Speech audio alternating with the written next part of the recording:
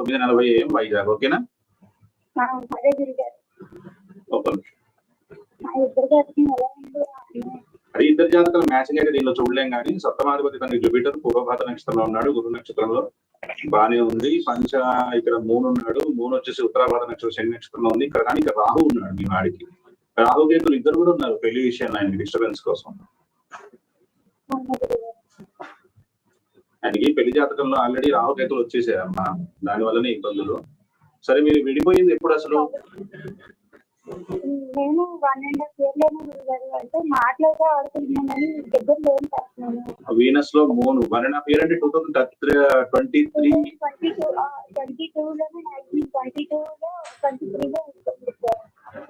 22లో Venus లో. ఒక నిమిషం అమ్మా, నీది ఏ రాశి అసలు ఫస్ట్ చూద్దాం. అవును, నీ రాశి శని ఉంది కదా. శని ప్రభావం ఎక్కువ ఉందమ్మా. నీ రాశి సరే, ఈయన కూడా శని మీన రాశి కదా ఈయనది కూడా.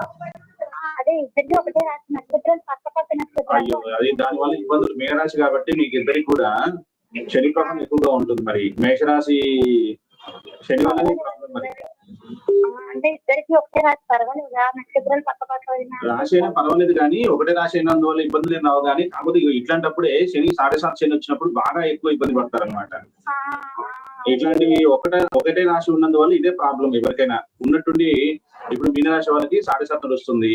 చాలా పైన అంటే ఇప్పుడు అప్పుడు లేదా ఏదైనా ఇంకొక పెద్ద ప్రాబ్లం ఇద్దరికి ఇంట్లో వాళ్ళందరికీ శని బాలేదు అనుకోండి, చాలా పెద్ద ప్రాబ్లమ్స్ వస్తుంటాయి. అందుకనే ఒకళ్ళ రాశి వాళ్ళకి ఒక బాగుండి ఇంకొక రాశి వాళ్ళకి బాగాలేకపోయినా కూడా శని దాని వల్ల ఇబ్బందులు అంత తగ్గుతాయి అనమాట. కానీ ఇంట్లో అందరూ ఒకటేసారి బాగాలేకపోతే ఇబ్బందులు ఎక్కువగా ఉంటాయి. సరే అమ్మా, నీకు ఈ అబ్బాయికి శుక్ర మహాదశలో ప్రస్తుతం అయితే మూన్, తర్వాత మార్స్, తర్వాత రాహు నడుస్తున్నాడు. ఈ మార్స్ పూర్వాషాఢ శుక్ర మహాదశలో. అరే ఇక్కడ కలిసి బాగుంటామా చెప్పండి గురుగారు, నాకు అదే కావాలి. అంటే ఇద్దరం కలుస్తామా బాగుంటామా?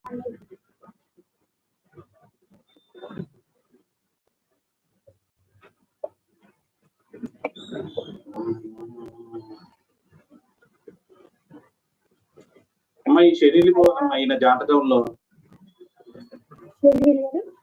ఇంకొక 2 ఏళ్ళు ఎక్కడ, ఇంకా చాలా టైం ఉంది. శని నీకు 2.5 ఏళ్ళు అంటున్నావు కదమ్మా, అప్పుడే కరెక్ట్ గా 7.5 స్టార్ట్ అయింది వీళ్ళకి, మీ ఇద్దరికి కూడా.